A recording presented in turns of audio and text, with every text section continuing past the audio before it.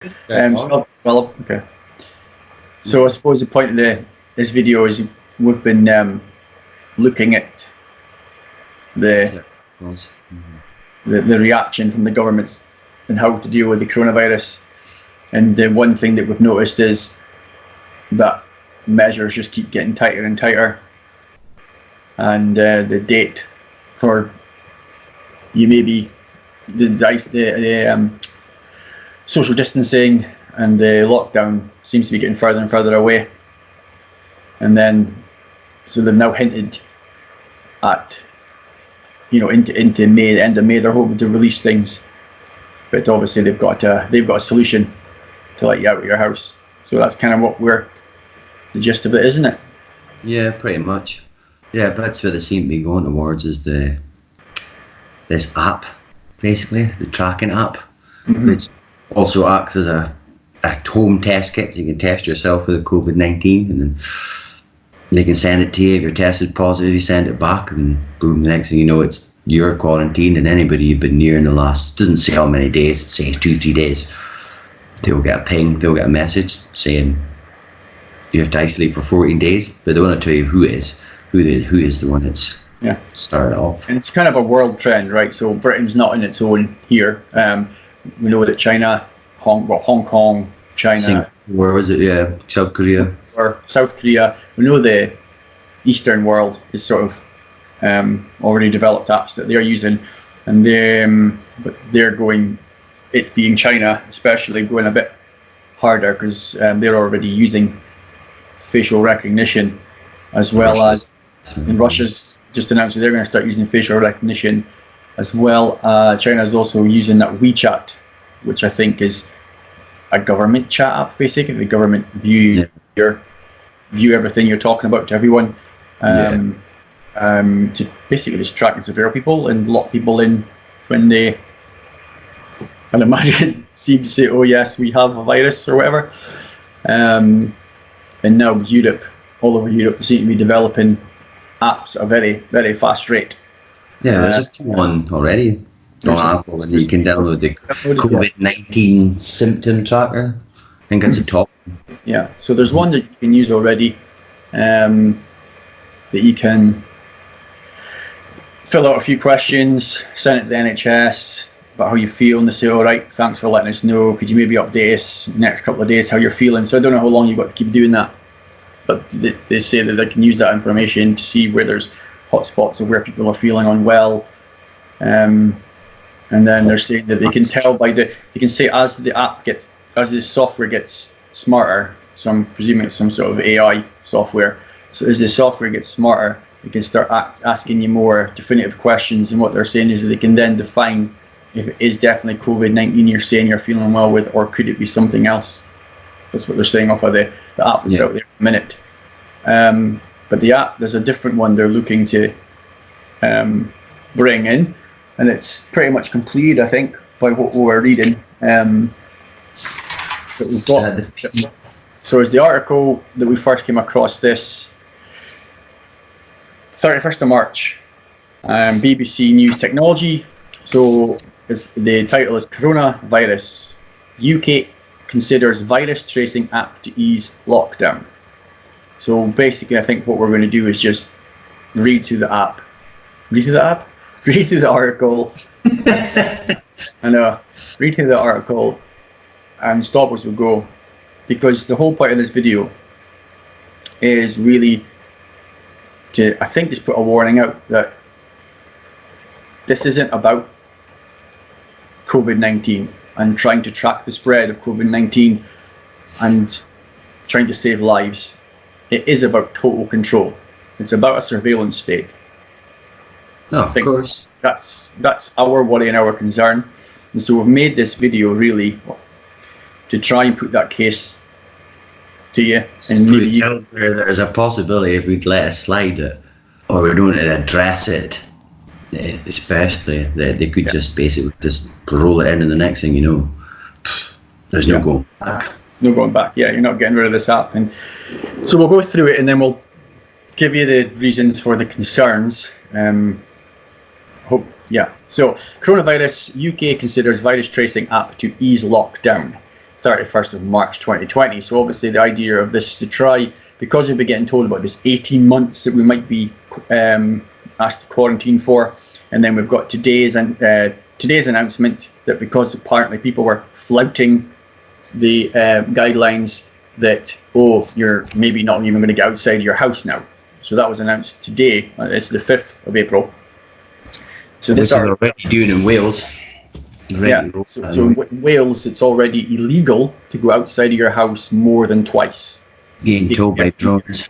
It can be a criminal offence, and they're using drones to tell people to get back inside. So, I know people might think this is jumping the gun about my freedoms, and but don't worry, Greg, it's all for coronavirus. I think when you're talking about limiting people getting out of their homes and the possibility of drones being used in areas to shout at people basically to get inside, I think that's a bit more sinister than just definitely trying to cope with an illness. So anyway, a coronavirus app that alerts people if they have recently been in contact with someone testing positive for the virus, quote, could play a critical role, end quote, in limiting lockdowns, scientists advising the government have said. The location tracking tech would enable a week's worth of manual detective work to be done in an instant, they say. But academics say no one should be forced to enrol, at least initially. UK health chiefs have confirmed they are exploring the idea. So that's just the start. They're going for the tactic of saying to you, look, it takes too long right now to try and track people who've been in contact with someone that's in hospital or tested positive. It takes us a week to find people, and then in that week, how many people have they infected and they affected? So they're trying to say by having this app, it would cuts down a week's worth of detective work. That's how they word it. Yeah. So basically, it makes it instant. Yeah. So we're saying UK health chiefs have confirmed they're exploring the idea. So this is being put forward by people from Oxford University. And the government health chiefs are actually exploring the idea. So it's not just it's not just an academic exercise. They're looking at it, and we'll find as we get an article from just today or yesterday, it kind of confirms just where we're going. So quote, NHSX is looking at whether app-based solutions might be helpful in tracking and managing coronavirus, and we have assembled expertise from inside and outside the organisation to do this as rapidly as possible, said the tech-focused division's chief, Matthew Gold. NHSX, if anyone doesn't know, is their technology website, which is where you can go on and they're showing you everything they're trying to do to help technology-wise NHS, but they're the ones that are also dealing with the app and dealing through it. Then it says instant alerts. The study by the team at the University of Oxford's Big Data Institute and Nuffield Department of Medicine, it was published in the journal Science. So it proposes that an app would record people's GPS location data as they move about their daily lives. This would be supplemented by users scanning a QR, a quick response code. I think you've seen them. They're the ones with the little funny squares. Yeah. And yeah. They bounce off your GPS signal, Yeah. And then they would be posted on public amenities in places where a GPS signal is inadequate, as well as Bluetooth signals. If a person starts feeling ill, so if you've got the app on your phone, if a person starts feeling ill, it is suggested to use the app to request a home test. So you would press give me a test button. Yeah, and that would send it to whoever it has to go to. They would say, register number, whatever, send a kit out. So they would know who's asking for it. And if it comes back positive for COVID-19, then an instant signal would be sent to everyone they had been in close contact with over recent days. Those people would be advised to self-isolate for a fortnight, but would not be told who had triggered the warning. So that's just the first part, isn't it? That's just really so. But it's interesting how they use the word suggest. But I'm pretty much sure you'd be pretty much told that you would be staying in. Yeah. You use the word suggest. The problem, because you don't put it across there, is that you will be. But I'm pretty sure you would be, or there'd be no point in using the app. If you were told isolate for 14 days and you just wandered off out and nothing was done about it, there'd be no point. So I would assume they'll be alerted if you leave your home or. Yeah, exactly. That's the point. No, I would assume. Yeah, because you've been in contact with someone, and there's these Bluetooth handshakes. Is that what they are? They call them as because it just means they link together. Yeah. So these Bluetooth handshakes will all be. Excuse me. They'll all be stored somewhere. And like I think what you're saying is right, Scott. That say you tested positive and you'd been in contact with me, I'd get a message say, Greg, we're advising you to self-isolate for 14 days. I say, well, bollocks to that. I've got a night out. So and then you ask who it is. But I go on my night out, and then I'm either going to receive a message or a phone call or a visit or something saying, yeah, remember, we pinged you to tell you to self-isolate, and now you're out. Morning. Because they're going to know it was my phone, it was pinged. So, you can't kid me and tell me that they're going to ping people and tell them that they've been in contact with someone who's tested positive and then not follow that up. Yeah, they would have to. Because again, what's the point of the app, right? This is about enforcement, right? This is about enforcement. That's why I find it interesting to use the word suggest, because it won't be suggested. Yeah. Otherwise, you'll go, well, I choose to say no. Yeah. I'll just go work. Yeah. Or the other option it would, for me, would clear up was just send them a test. If they come back negative. Yeah. And maybe test them over the next few days again, just in case they've got it isn't showing up. But rather than just lock in your home for 14 days. Yeah. I mean that's you on, depending on what your work says, is statutory sick pay. So you're going to lose 2 weeks' pay, basically. Well, I don't know what that's going to. Again, I don't know. Unless you make a deal with companies. I couldn't see businesses signing up for that maybe 2-3 times a year, maybe. That when your workers all your workers at some point could be off, at least once a year. But we don't know. Especially if you're friends with someone in that place as well. Yeah, but we don't know that side of it yet. We don't know how they're going to deal with it. I think they're just concentrating. Again, this is why I think it's a control mechanism. So if we go down, it then says, so in addition, the test subject's workplace. So you're the one that tested positive, so you're the test subject. Your workplace and their transport providers could be told to carry out a decontamination cleanup. So again, like you've just said, if you end up off your work with this, are they really is your work going to be happy? Is your work going to be happy that they now have to pay for decontamination cleaners to come in, which means all the other workers won't be at work? Which means unless you do it at night, then it would cost more. Yeah. All contracts and stuff they're working on, that takes a hit. It's a nightmare. Quote, the constrictions that we're currently under place many people under severe strain, right?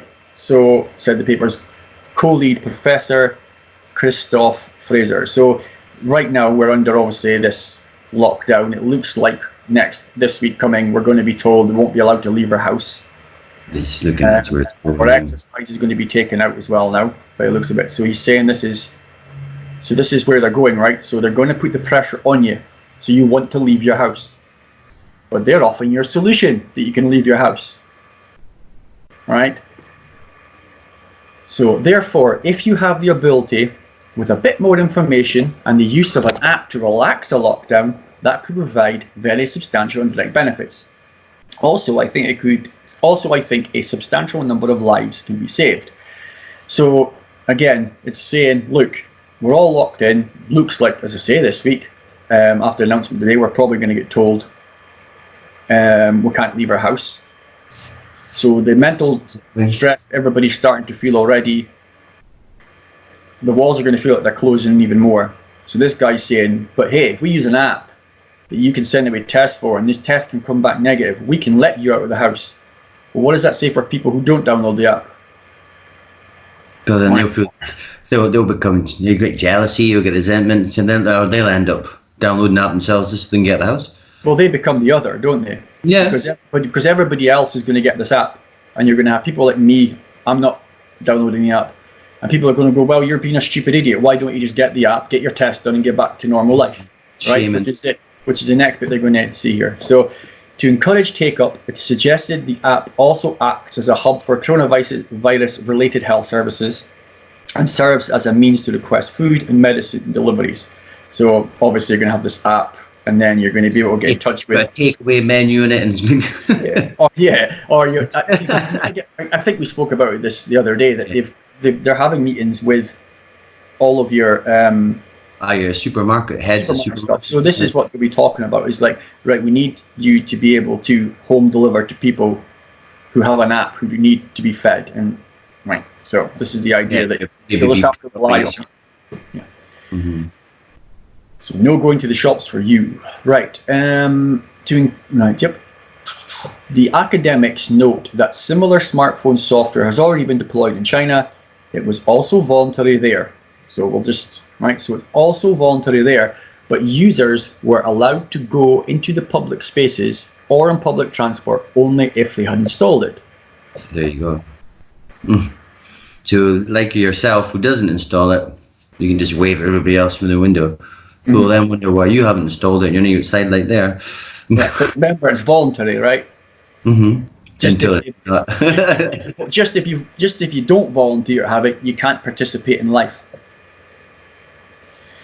One of the ethics specialists involved in the Oxford study said he did not think similar arrangements would be appropriate in the UK, but added that private enterprises might still impose these restrictions. So again, sorry for stopping in every single paragraph, but this is really important to draw out what he's saying. So he's saying, oh no, we shouldn't let the government control people's movements, because that would be too much like China. That would be terrible. What we really should do is let workplaces and restaurants and cinemas and food courts and shopping malls, and we should just allow private business to say, sorry dude, no app, no enter. Your workplace, sorry dude, no app, no job. No job. Yeah. But that's good, because it's not the government that's enforcing it, you see. So what you have here instead is everybody's been moaning and everybody's been calling people fascists for months now. This is what fascism is. It's when you let private entities, in conjunction with the government, in this case through the healthcare system, combine together to control the masses. That is fascism. That's what it is. So, and as well, like he's saying about letting private enterprises do this. Okay, so again, if I don't have an app, but I keep trying to get into a supermarket, and they're like, dude, you can't get in, you've got no app, you can't get into shop. Off that you can't, we'll set up someone. So then, what's their options? Their options is to phone the police, right? So this is going to have to be backed up by law. You can't enter premises without. So they're saying the government won't be rolling out the app, but they're going to have to enforce the sociability around it, where people like me would try and go in a shop without an app, and I could be dirty and have the coronavirus because I don't have my green tick, right? You'll be seen as, like you said, why do you not have your app? Yeah. And so they're going to have the police come and arrest me or fine me or quarantine me back in my house, but they're going to have to involve the state. So this is what I mean by it's fascism, right? It's fascism. So he then, after saying about let's use private enterprises, he then goes in, just to give you an example, right, of why he thinks it's a good idea. My favorite restaurant might ask me to show that I was low risk before allowing me into a crowded place. And I think that would be a perfectly reasonable price to pay for this step towards returning to normal life, Professor Michael Parker told the BBC. So this is now normal life, right? He's now twisting normal life. So now you have to have your green tick on your phone to get into your favorite restaurant. But that's normal life, right? It's a small price to pay for normal life. It's not normal life. It's their life then. It's a new life. That's what. Yeah. Yeah. Well, you keep hearing this, don't you? New norm. Yeah. It's everywhere. This is a new norm.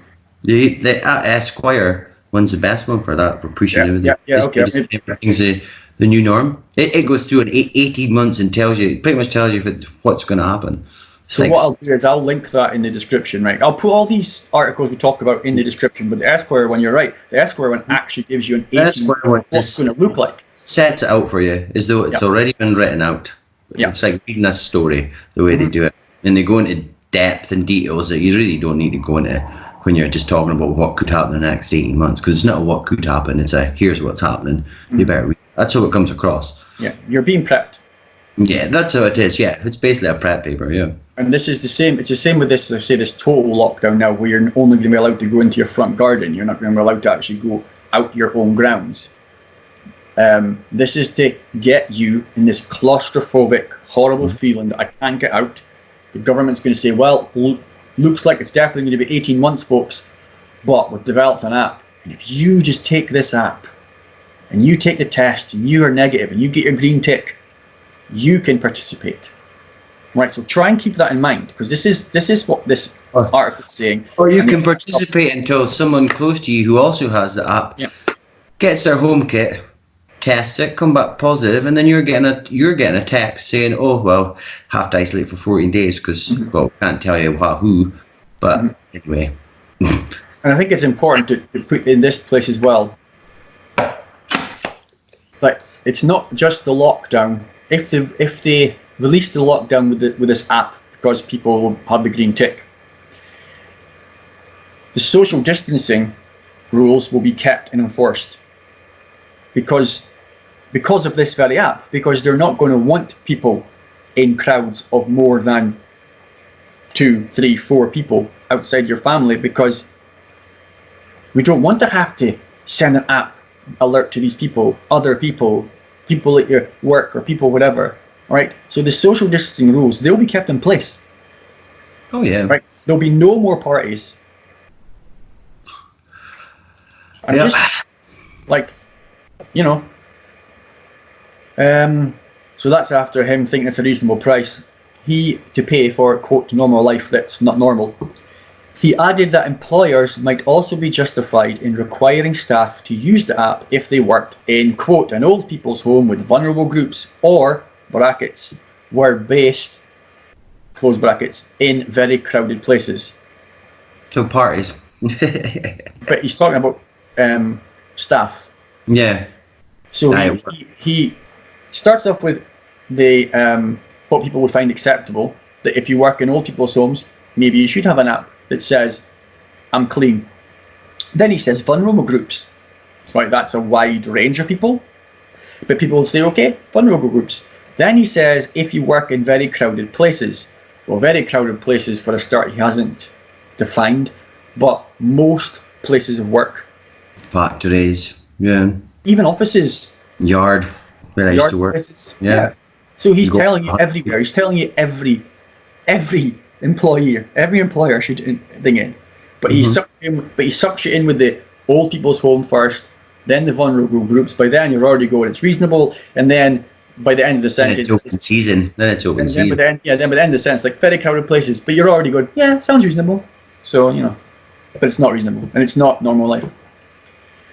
And while he said that the general public should not be compelled to use the app, that's really nice of him, to begin with, shouldn't be compelled to begin with, he did not rule out this. He did not rule this out if the majority feel to do so. Yep. So that's him telling you. So here's a question I've got, right? And I am going to swear here. So, who the fuck is Professor Michael Parker? I didn't vote for anyone called Professor Michael Parker. You never will. To tell me at one point, sorry, dude, you didn't get the app. You've spoiled it for everybody. Now everybody must get the app. Right? Listen to him. This is what he's saying. Also, right? I don't know. He's basically telling you. Well, he is telling you. He goes going, I'll be alright to start with, and then by the end of it, he's like, but we have to. It won't be. But who's this? Who is this? Like, Professor. It'll have to be, right? Because like he's not a government official. No, who'll be on it? So who's an officer? You'll be an officer, professor, the name working on it up. Neil Ferguson, yeah. But they may be working with them. So who's running the country then? right? If this professor's saying, well, these will all just be told if enough people don't get the app, then that's what's happening. Right? Science. Scientists, yeah. So the key question, so quote, the key question is, does it require everyone to do it for it to be effective? Professor Parker explained, quote, it's not essential that everyone does, but perhaps a high proportion of the population needs to. That doesn't even make any sense. He likes to like double speak, does he? He loves his double speak. So it's not essential that everybody does, but a high proportion needs to. So it's only a way of saying that so he doesn't come across as telling you that everybody's getting it. They try to soften it by going, no, not everyone, but mostly everyone.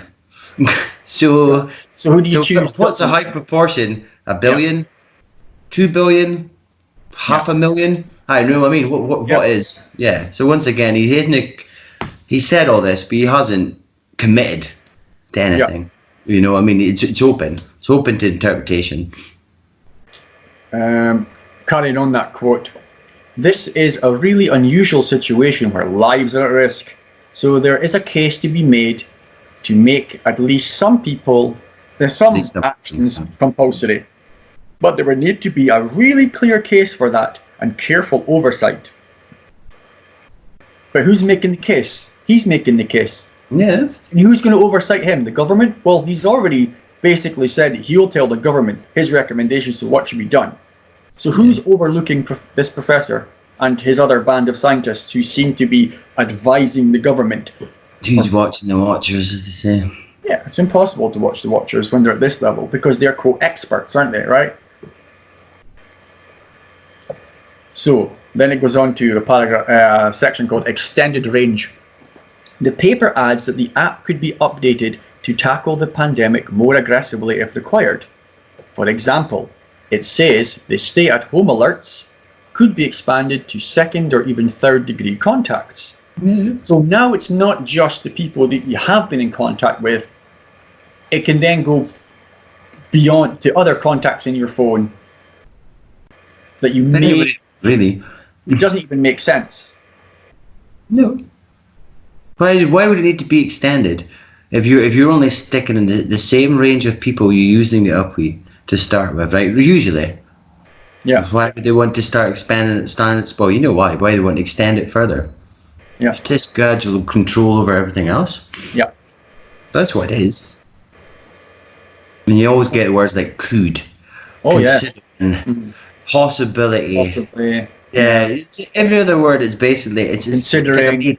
Yeah. Perhaps, maybe. That's been the best one of the government responses. We're considering tougher methods. We're considering tougher methods, and every time they've said that, within days, those methods have come. Stricter measures, yeah, may come into play. And what me and you discussed weeks ago now was that slowly but surely, the argument's not going to be about COVID-19. It's going to be about people not doing what they're being told. They're the problem. No. Because they've made it that everybody has it, or could have it. You could be a super carrier. You could be asymptomatic. It's like, so it's around all the time. Yeah, and it's the invisible enemy. That's what they call it all the time as well. The invisible enemy. Mm-hmm. And while the paper advocates the app being used in conjunction with home tests, Professor Fraser said his team was currently exploring whether it would still be effective if it relied on people using a questionnaire or 111 helpline advisors to diagnose the condition. So you've got people that are phone.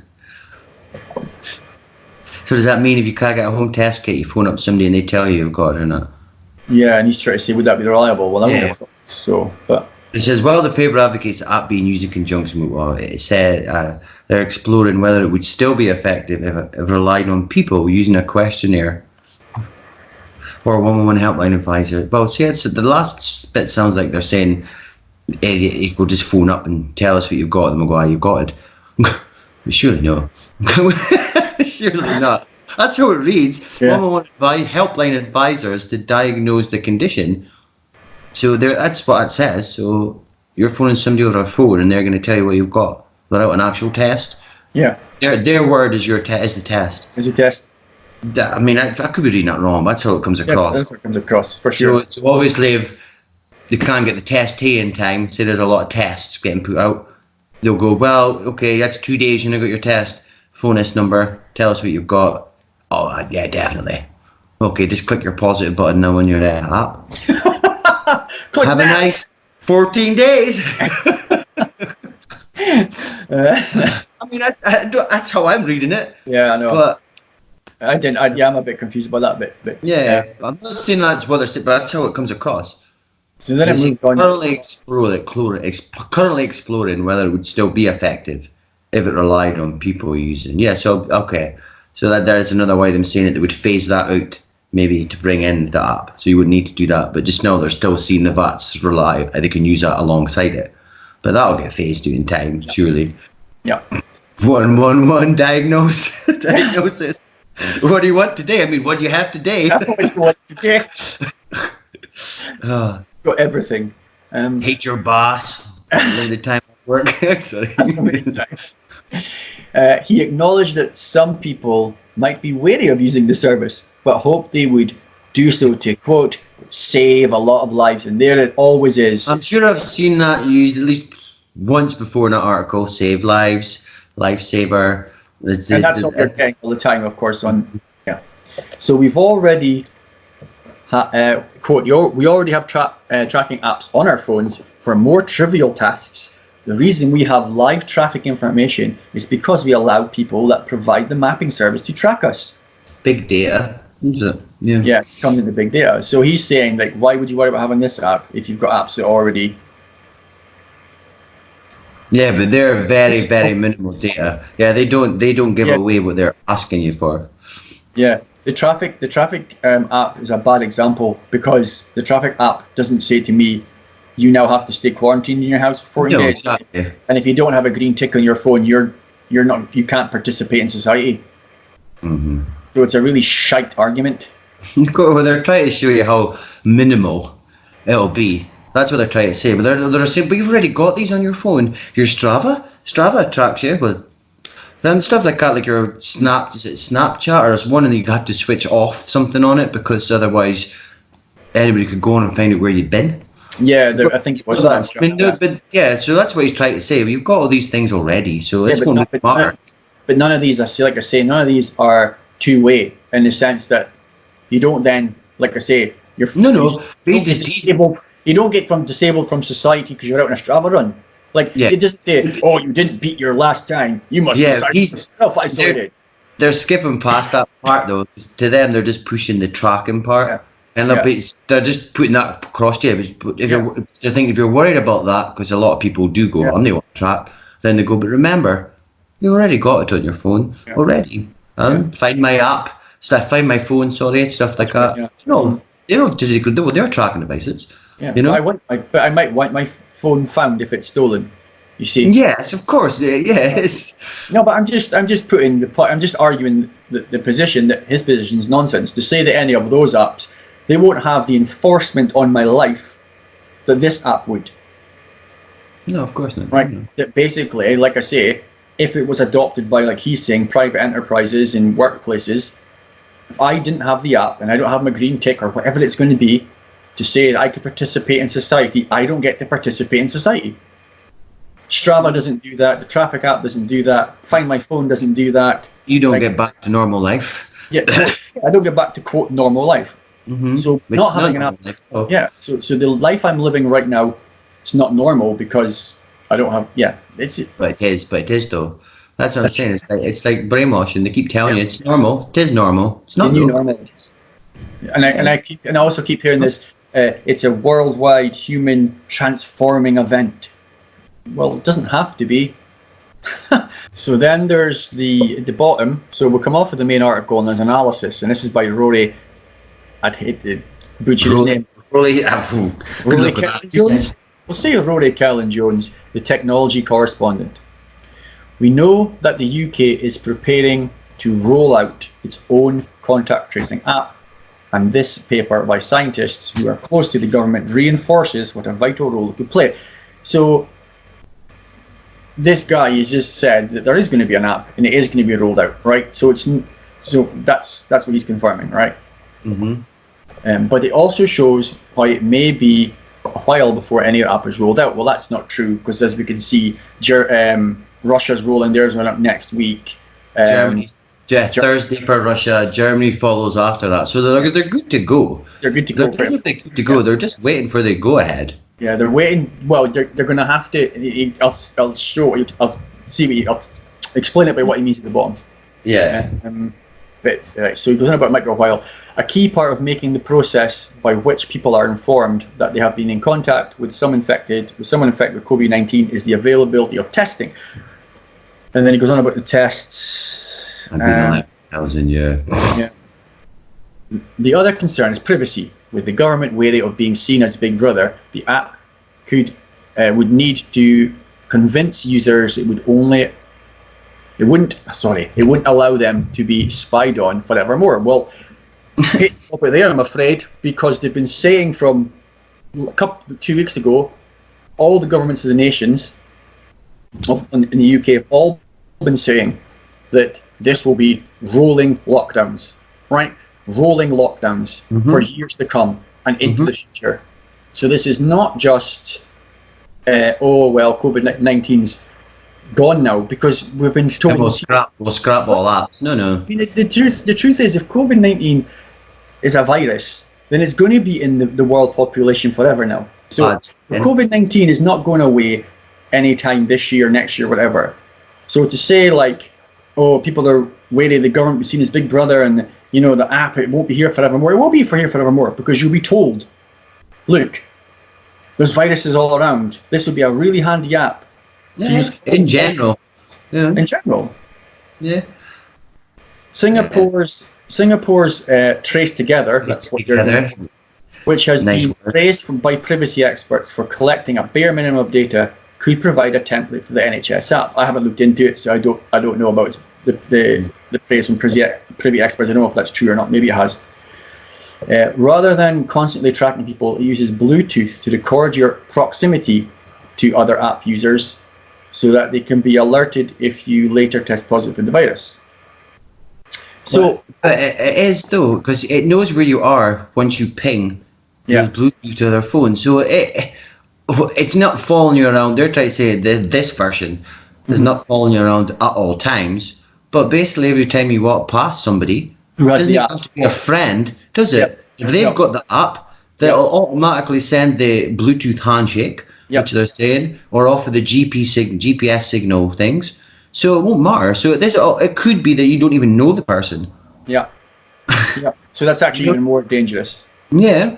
In a sense, but it's not about the handshakes and the It's about it.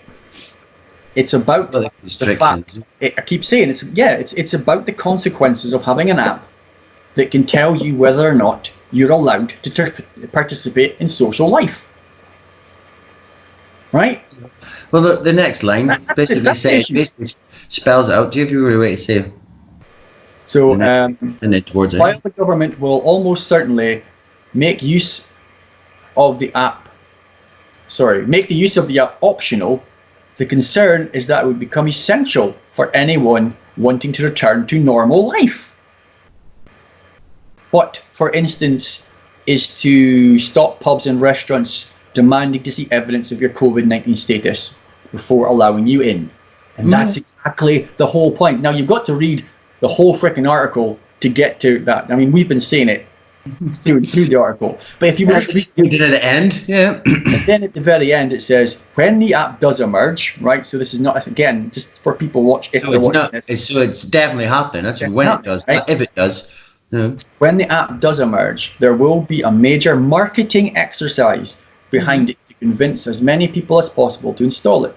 It will only be effective if a good proportion of the population are persuaded that it will help the UK beat the virus and let them leave home and get back to work. You can't beat the virus, right? This crap about beating the virus, you can't, because like we've just said, it's going to always be kicking them out. Yeah, but then look how they were. It's the wording in this article that got me. He's telling you By the end of it, there's look, when the app emerges, not if this app emerges, when it emerges, there will be a major marketing exercise. So they're already telling you that will be all over the TV now. I massively propaganded, and then it's the language that gets me. Yeah. It gets me all the time now. And then it will only be effective if a good proportion, once again, this, not the whole population, but a high number. So they're not willing to tell the number because they don't want to put a number out there because so they've got proportion of the population are persuaded that it will help the UK beat the virus, and like you said, let them leave home and get back to work. A stronger country. And the other thing is that the use of the word "good proportion" of the population. Good. So it suggests to people when you read that you're a good person for getting the app, right?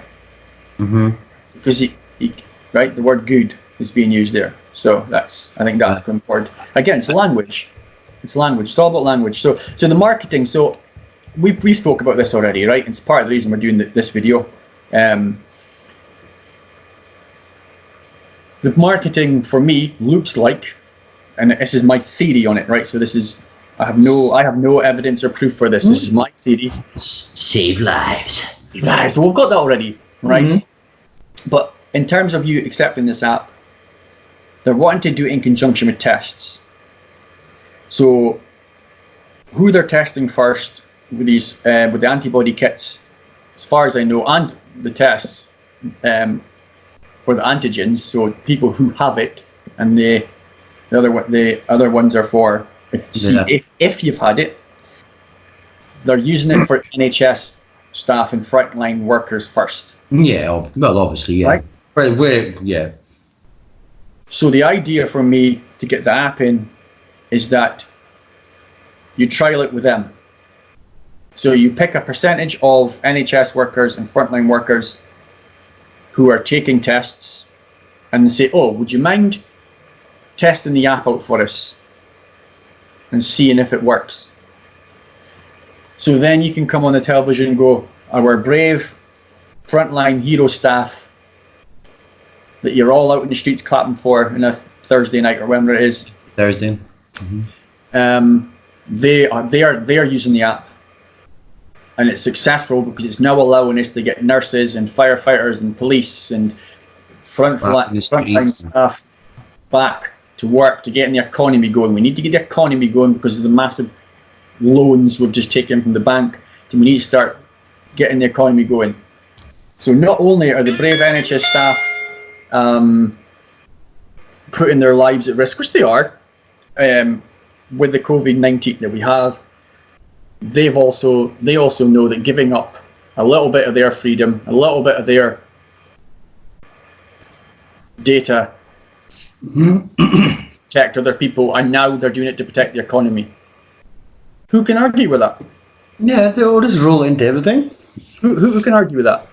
No, nobody can, exactly. Because you're going to get the people for the side going, well, you want your NHS workers and that to get tested. Of course you do. Nobody's saying that, of course you do. Absolutely. But unfortunately, if they do decide to go how you're saying, and it's quite possible, then yeah, that would be the best way to do it, because exactly, who's going to say, oh, of course it's a good thing?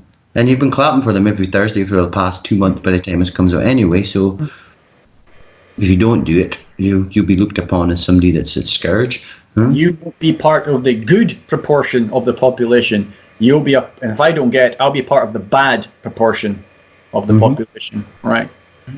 I mean, look, I've no doubt that there probably is a use for technology to try and track the spread of the virus, to try and see how it behaves, and if it mutates, and how it maybe, because I think it does show up in different ethnicities of people. It actually different because it's been acting different in countries and age groups and all the rest. Yeah, it's talking. Yeah, definitely. And males seem to be getting it worse. It doesn't, like, I don't want to drift too far into that, but I think there probably is a way that you can more anonymously use the technology to track how the virus is behaving, right? But It's the it's draconian. then the extension, like I say, the big problem with me is then the extension of this app is essentially going to control your life and whether or not you can participate in society. Well, that's the part of the app that we really are like up in arms against. Obviously, I mean, It's not about it's not about tracking. no, it's not about the tracking part. Yeah, to a degree, you're gonna have to accept that to get this, you're gonna have to track it. But then it shouldn't evolve into you go for tracking to home testing to then knowing who you've or just picking any random because they're saying they can't tell who it is you're with. Well, unless you go to the app. Then it just starts pinging it to all your friends. So then it also doesn't affect your life; it affects their life too. Yeah. You know, and then like I said, it gets passed on to work, your workplace, public transport. So they're cutting you off at the legs basically. You can't do anything. They're making sure that you also can't go. Screw this app. I'm not following what this app says. Because okay, you leave your house, it'll tell you left your house. It'll then notify public transport. Who, when you try to get a bus or a taxi, will probably send them a ping saying, "Oh, this is the person." I'd imagine it would have worked along that lines. Mm-hmm. So you wouldn't get to go anywhere. So the main points to go back on is it's again like obviously this COVID-19 strain. It is new. It is affecting people, mostly people with underlying health conditions and elderly people. And yeah, again, I say that. With this being 2020 and the technology we'll have, I think, I'm not utterly against with tracking how the virus goes and seeing how it behaves, but it's like so I've said, the extensions of that are just unacceptable to me. They're unacceptable to me. And I'm not being bought off with it's the new normal, accept your new normal, having your life has been transformed because there was a disease. All right, we're always going to have viruses, and new ones are always going to pop up. They've now decided that this is the new. Yeah. The app starts for this virus, and then it's used for every virus. And then what you have to think is what updates will be on these viruses, what laws are going to be taken in that, let's be honest, haven't already been passed in the last few weeks to support this app, and then updates to that. Like, it's your once this what if the door is open to allowing the full application of this app, that's a silly sentence, but allowing all of its functions, the function of the app is what I meant to say. So allowing all the functions of the app, like once that is out, that's it. Yeah. Like you said, they'll just update it. It'll start with what it starts with. And then what other apps will you be asked to download to complement that app for other parts of your social life? Where it doesn't end. And people have to understand that we're not like this rubbish rah and we're getting of we'll get through this together and we'll beat this virus and this crap you're being to get all unified and no, because they're already telling you that expect up to 18 months and then into the future rolling lockdowns. It's definitely lockdowns. Prepared for 13 weeks. That's what they keep saying, and they're prepared for that. So you will be. This will be it for 13 weeks. If not, with what you're saying next week, quite possibly we'll be getting told it's complete lockdown, especially after all those people in the park and that they've been showing on the news. So but if you look at the photos, the people in the park and that were obeying the social distancing. No. Yeah, exactly. I know, that's why they were saying you can't sunbathe either. You can't sunbathe in the park either, even if you're yourself. That's what I'm saying. Yeah. So they're telling you, but they just put you off the street. So that's the next step. The next step is completely off the street. So what I'm trying to say is they're getting you all hyped up and nationalistic in one hand, and in the other hand they're beating you down, saying that this is never going to go away, and we're going to have an app because in the future we're going to have these rolling lockdowns, but the rolling lockdowns will be controlled by the app because the app will show, according to them, when it's broke out again. So they could maybe just shut down Aberdeen, or parts of Aberdeen, or whatever, pick any city, town, wherever you want, right? And you can start shutting places down on and off all they want on the say-so of an app through a test that you take.